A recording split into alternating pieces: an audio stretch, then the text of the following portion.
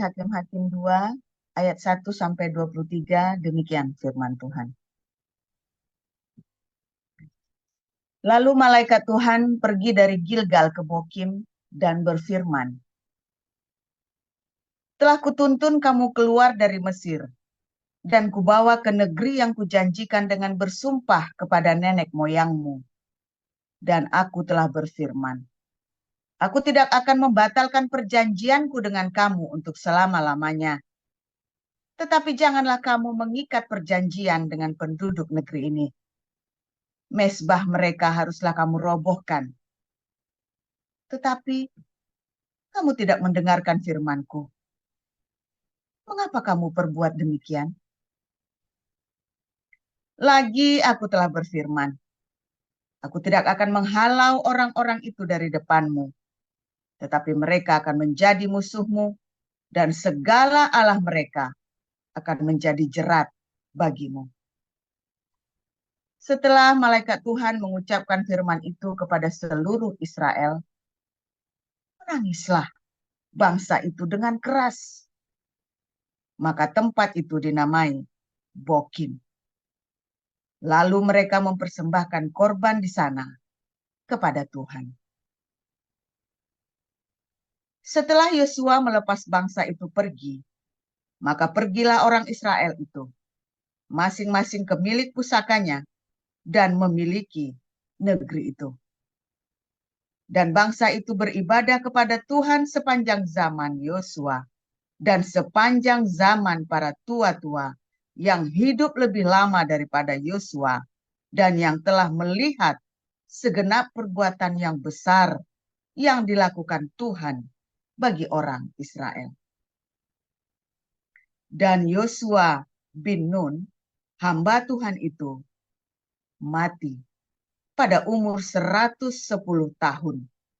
Ia dikuburkan di daerah milik pusakanya di Timnat Heres, di pegunungan Efraim, di sebelah utara Gunung Gaas.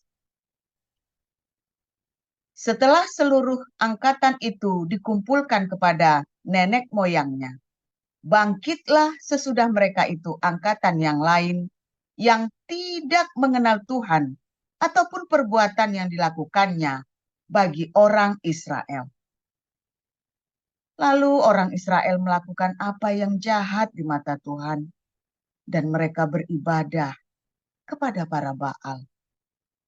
Mereka meninggalkan Tuhan, Allah nenek moyang mereka, yang telah membawa mereka keluar dari tanah Mesir, lalu mengikuti Allah lain dari antara Allah bangsa-bangsa di sekeliling mereka, dan sujud menyembah kepadanya, sehingga mereka menyakiti hati Tuhan.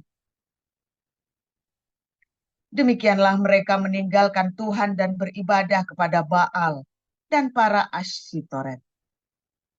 Maka bangkitlah murka Tuhan terhadap orang Israel.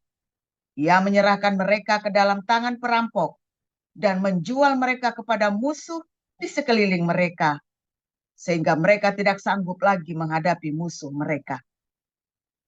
Setiap kali mereka maju, tangan Tuhan melawan mereka dan mendatangkan malapetaka kepada mereka, sesuai dengan apa yang telah diperingatkan kepada mereka oleh Tuhan dengan sumpah, sehingga mereka sangat terdesak. Maka Tuhan membangkitkan hakim-hakim yang menyelamatkan mereka dari tangan perampok itu. Tetapi juga para hakim itu tidak mereka hiraukan, karena mereka berzinah dengan mengikuti Allah lain dan sujud menyembah kepadanya. Mereka segera menyimpang dari jalan yang ditempuh oleh nenek moyangnya yang mendengarkan perintah Tuhan. Mereka melakukan yang tidak patut. Setiap kali apabila Tuhan membangkitkan seorang hakim bagi mereka, maka Tuhan menyertai hakim itu dan menyelamatkan mereka dari tangan musuh mereka selama hakim itu hidup. Tuhan berbelas kasihan mendengar rintihan mereka karena orang-orang yang mendesak dan menindas mereka. Tetapi apabila hakim itu mati, kembalilah mereka berlaku jahat lebih jahat dari nenek moyang mereka dengan mengikuti Allah lain, beribadah kepadanya, dan sujud menyembah kepadanya. Dalam hal apapun, mereka tidak berhenti dengan perbuatan dan kelakuan mereka yang tegar itu. Apabila murka Tuhan bangkit terhadap orang Israel, berfirmanlah Ia, karena bangsa ini melanggar perjanjian yang telah kuperintahkan kepada nenek moyang mereka dan tidak mendengarkan firman-Ku, maka aku pun tidak mau menghalau lagi dari depan mereka satu pun dari bangsa-bangsa yang ditinggalkan Yosua pada waktu matinya, supaya dengan perantaraan bangsa-bangsa itu aku mencobai orang Israel, apakah mereka tetap hidup menurut jalan yang ditunjukkan Tuhan seperti yang dilakukan oleh nenek moyang mereka atau tidak.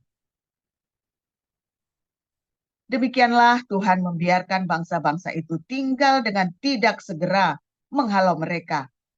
Mereka tidak diserahkannya ke dalam tangan Yosua. Yakobus 1 ayat 1 sampai 27.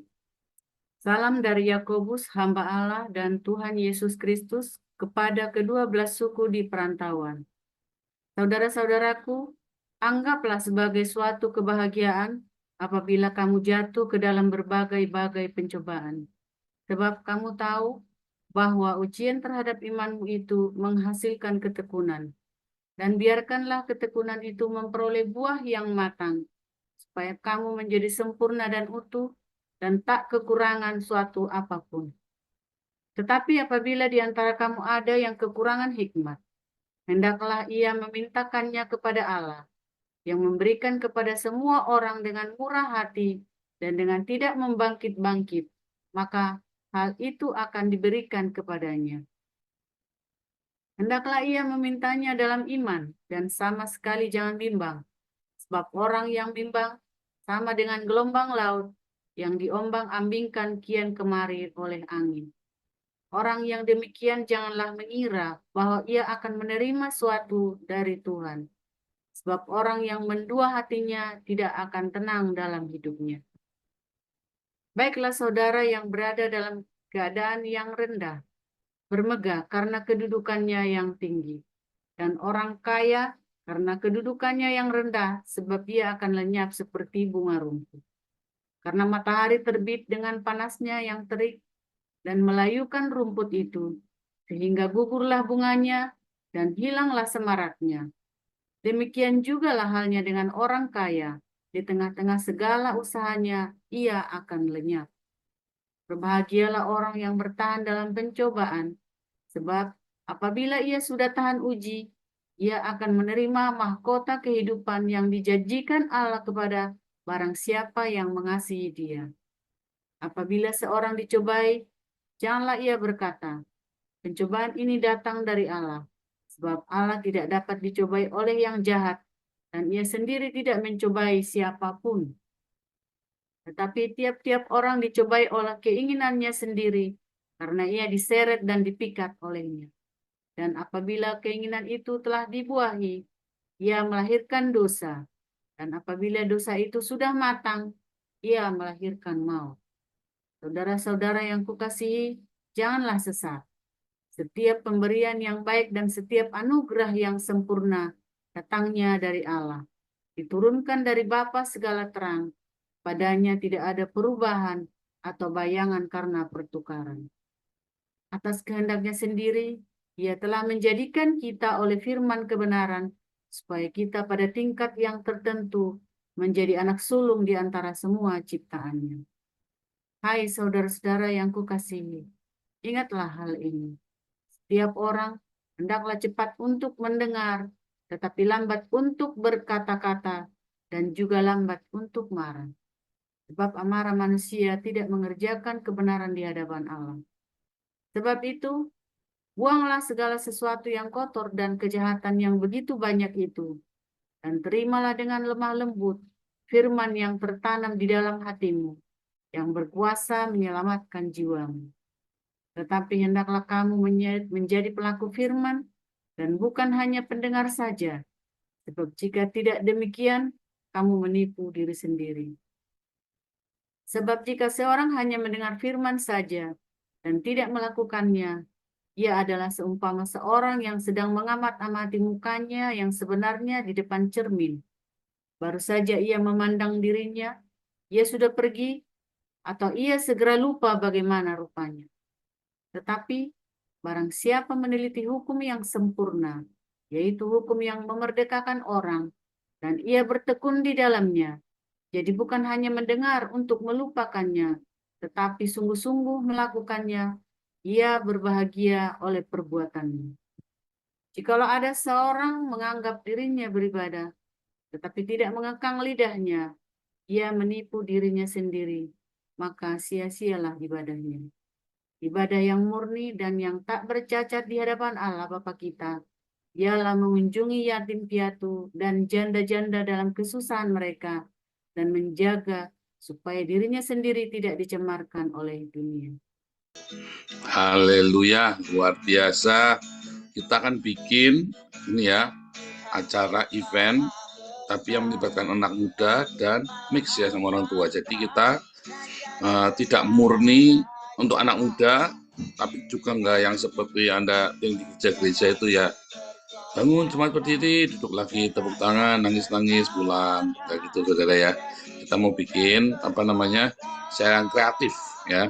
Kita bikin acara kreatif, ada hip hop, ada ini, nanti kita minta tolong dia, ada DJ terkenal dari Indonesia kita impor ke Belanda, saudara ya, anaknya Buliante itu ya. Nah, itu jadi kita mau benar-benar bikin serius ya, kita mau penginjilan untuk the lost generation, anak-anak muda.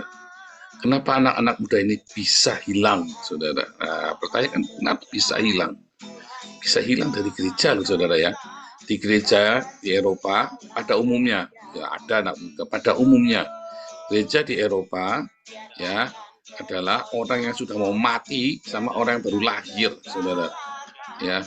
Jadi yang sudah di atas 50 tahun dan yang di bawah 5 tahun saudara ya, yang di atas 50 tahun dan yang di bawah 5 tahun. Kenapa saudara? Karena kalau sudah di atas 5 tahun mereka lebih senang nonton film, lebih senang ngerjain lainnya, ya main game apa, dan gak mau ke gereja. Kalau yang sudah di atas 50 tahun, karena nanti bingung nih kalau mati siapa yang ngubur, ya kan? Itu yang terjadi saudara sekarang di Eropa ya. Dan anak yang usia 6 sampai 49 tahun, orang muda gak mau ke gereja, kenapa? Sebagian kalau yang anak-anak karena berkata gereja tidak menarik ya, apalagi tadi saya ada ngobrol-ngobrol dengan salah satu diaken gereja ya, tetap gereja Indonesia ya, roknya itu harus di bawah lutut 20 cm, sepatunya harus hitam, tidak boleh pakai terlalu tinggi, jangan pakai yang bling-bling ke gereja, jangan begitu-begitu. Terus orangnya bilang katanya ribet, nanti nggak datang lagi ke gereja. Nah, terus ya kan memang begitu kan, coba kalau ke gereja Pentakosta. Sama saya, nah ini penyebab orang nggak mau ke gereja ini. Ya, bukan karena masalah sepatunya bling-bling atau roknya di atas 20 cm di atas lutut dan sebagainya, bukan saudara. Tetapi ketika gereja bikin aturan 1, 2, 3, nah terus orang mulai, kamu mau roknya di bawah lutut pun, kalau dasar ngacengannya ngacengan, udah gitu saja, saudara. Bukan masalah roknya seberapa, bukan. Karena sekarang laki-laki tidak tertarik dengan perempuan, yang di Eropa itu laki-laki tertarik sama laki-laki, yang perempuan nggak tertarik sama yang laki-laki, tertarik sama yang perempuan. Itu jadi sama saja. Jadi, nah itu loh kebanyakan aku. Tapi yang paling penting apa, saudara? Bagi orang-orang yang sudah 20 tahun ke atas, mereka merasakan bahwa gereja itu munafik, ya saudara ya. Gereja itu munafik. Kenapa? Karena aturannya banyak. Tadi waktu kecil diatur-atur, ya waktu muda mereka diatur-atur, ya. Nanti begitu mereka sudah dewasa, ya akhirnya selingkuh juga, akhirnya cerai juga, akhirnya ya ruwet juga, ya kan? Waktu kecil diatur-atur, terus kenapa kudu begitu? Supaya hidup kudus, supaya kamu bahagia. Oh, tapi kan tetap cerai juga, masa bahagia si orang cerai? Ya, dia sudah nurut ke gereja, orang tuanya tetap cerai. Iya kan? Anaknya sudah nurut nih ke gereja, orang tuanya tetap cerai. Terus mereka kan anak ini kan namanya di gereja kan berdoa, Tuhan Yesus tolong supaya papa mama jangan cerai. Lalu papa mamanya tetap cerai. Lalu pertanyaannya anak ini, kalau Tuhan Yesus kenapa aku sudah berdoa supaya papa mama jangan cerai, Tuhan Yesus tetap ceraikan papa mama? Iya enggak?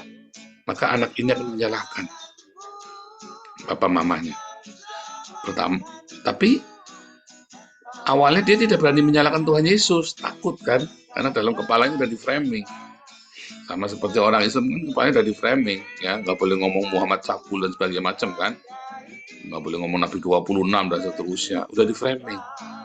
Ya agama itu kan memframing, tapi kalau dia berani keluar dari agama, dia akan ngerti agama itu sungguh adalah pilihan yang bodoh untuk orang beragama. Anak-anak ini di framing, ya Tuhan Yesus nanti marah dan sebagainya, dengan framing-framing yang aneh-aneh lah.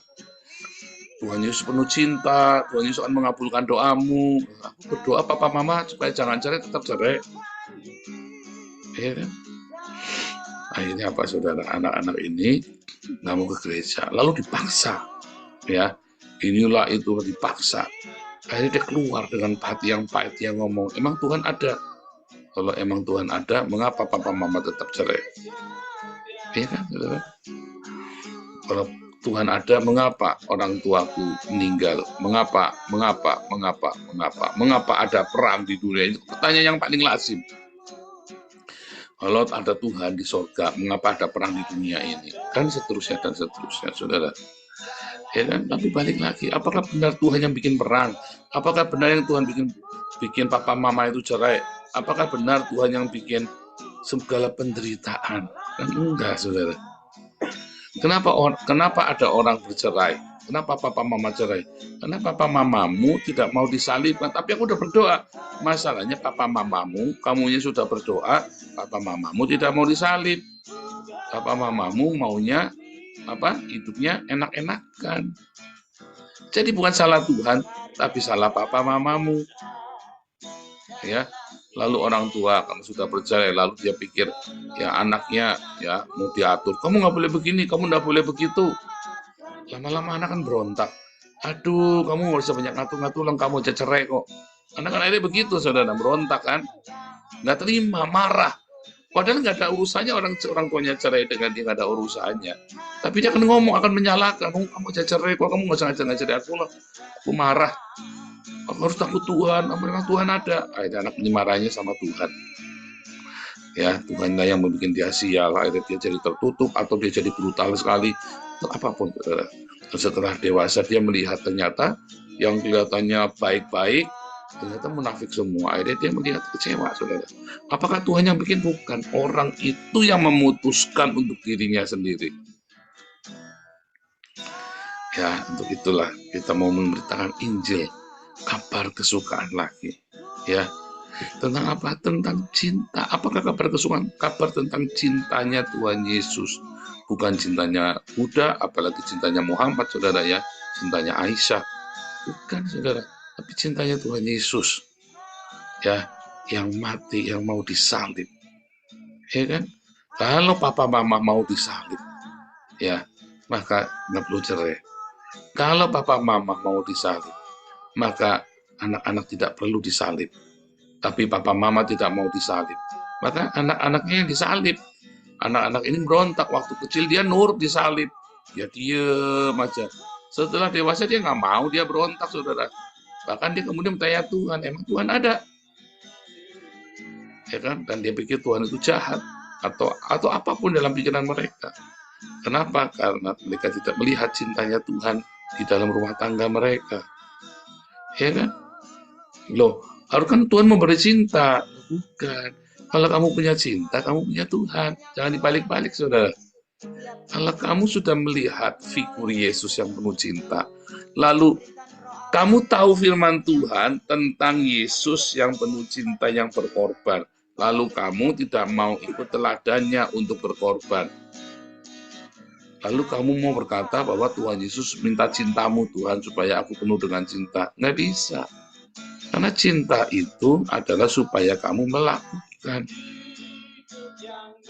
Ya lakukan saja.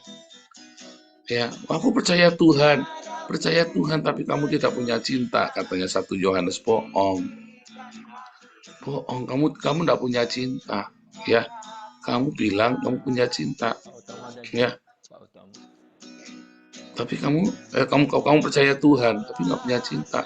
Kamu sebenarnya tidak percaya Tuhan.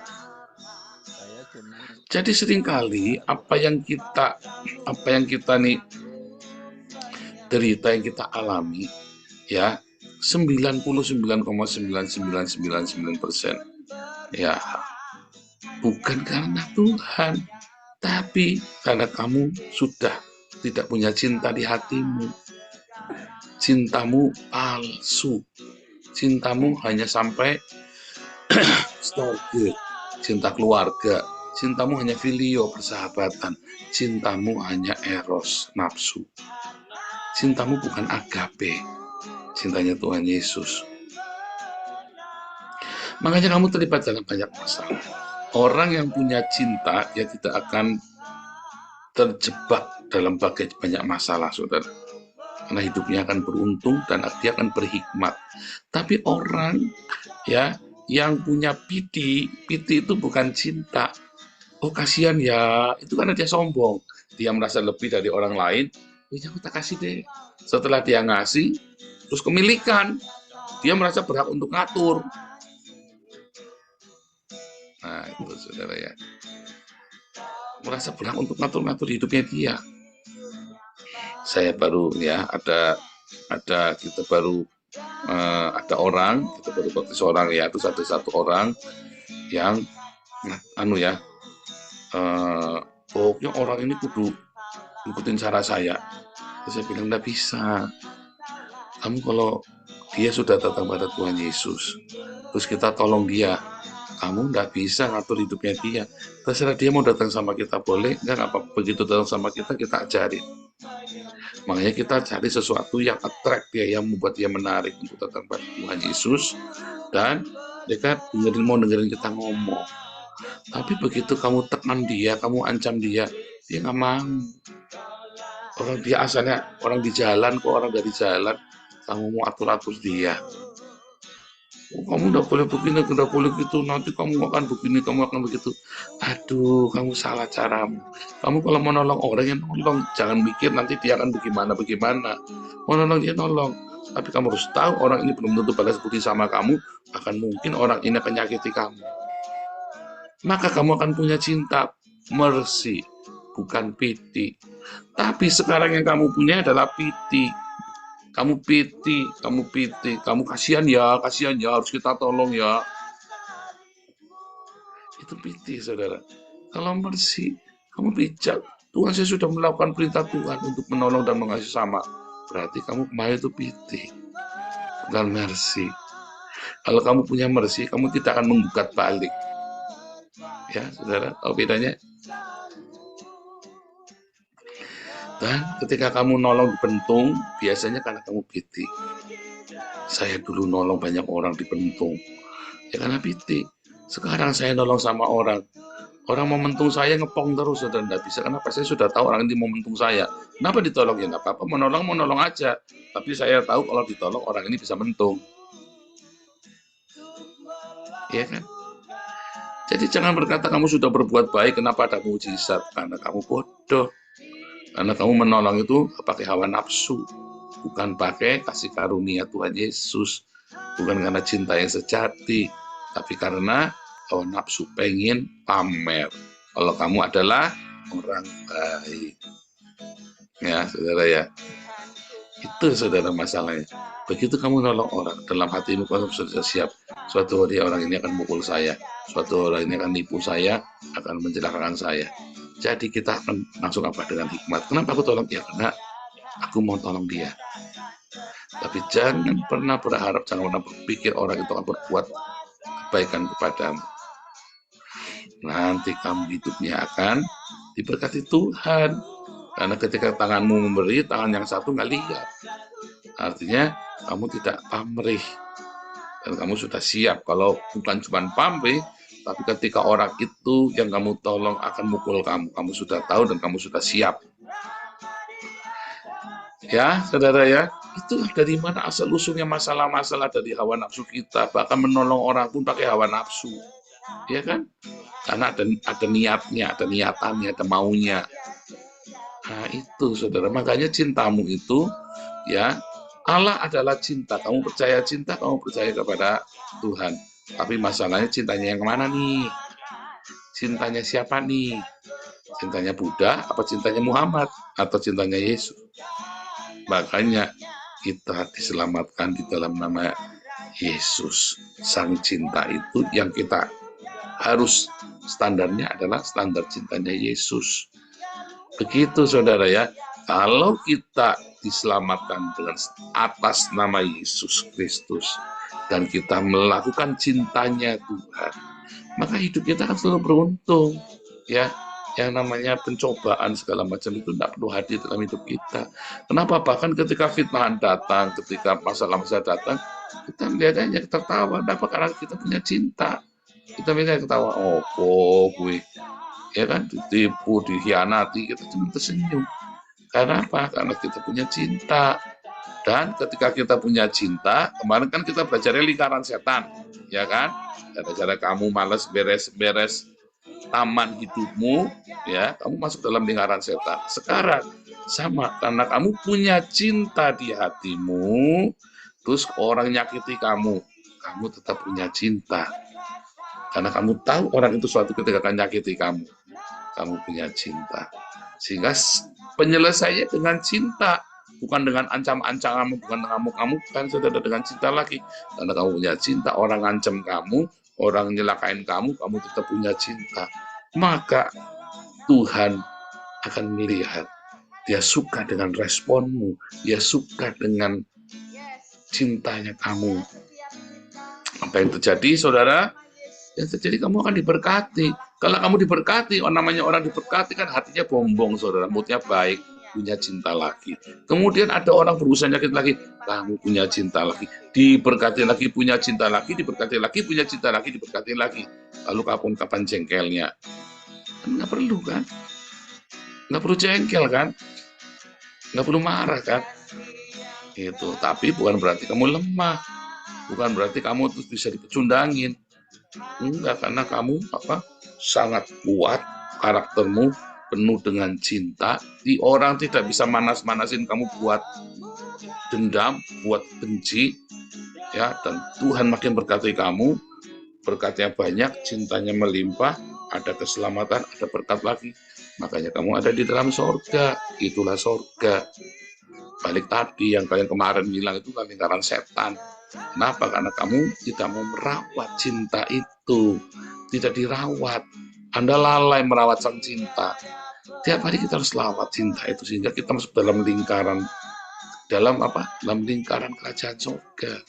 Ya, saudara ya, pencobaan itu datangnya bukan dari mana-mana, saudara, tapi dari kamu yang tidak mau merawat cinta itu.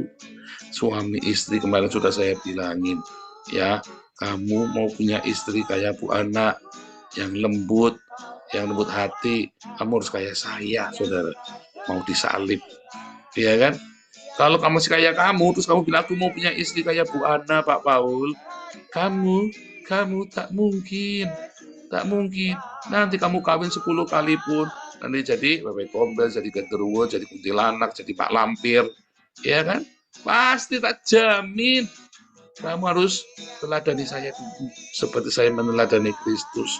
Ya, nanti istrimu nanti lemah lembut kayak Bu Ana, ya, pinter masak, ya, pinter masak. Kalau malam semua, aduh, pokoknya all in. Tapi kamu, ya, dikasih bidadari 72 bidadari pun langsung jadi gerandong bidadarinya, saudara ya. Kamunya nggak mau rawat taman cintamu sih, kamu serampangan sih, ya kan? Ya, pencobaan kan datangnya dari kamu, bukan, oh Tuhan, kenapa kamu kasih aku istri seperti ini, biar aku mati aja, Tuhan. Bukan, istrimu lagi berdoa, Tuhan, kenapa suamiku kayak genderuwo begini, Tuhan, aku mau mati aja. Yang benar doanya istrimu, bukan doanya kamu, para suami. Serius, saudara ya. Istri itu hanya apa kamu investasi ke dia, kamu kan yang kasih sperma. Kan bukan istrimu yang kasih sperma, kamu kasih sperma ke istrimu, kamu nabung. Iya kan? Kamu istrimu nabung punyamu, karaktermu tuh kamu tabung terus tiap malam tuh ya kan? Tabung, tabung, tabung. Kamu nabungnya busuk, barang busuk, ya dia keluarnya busuk, ya kan? Isinya singkat semua, genderuwo semua, kuntilanak semua. Kamu nabungnya dengan penuh cinta, ya keluarnya cinta manis. Haleluya. Pencobaan datang bukan dari istrimu, saudara, tapi dari dirimu sendiri. Istri-istri berdoalah supaya suamimu baik. Ya, makanya viralkan videonya ya, saudara ya. Viralkan supaya dengar. Tuhan Yesus memberkati.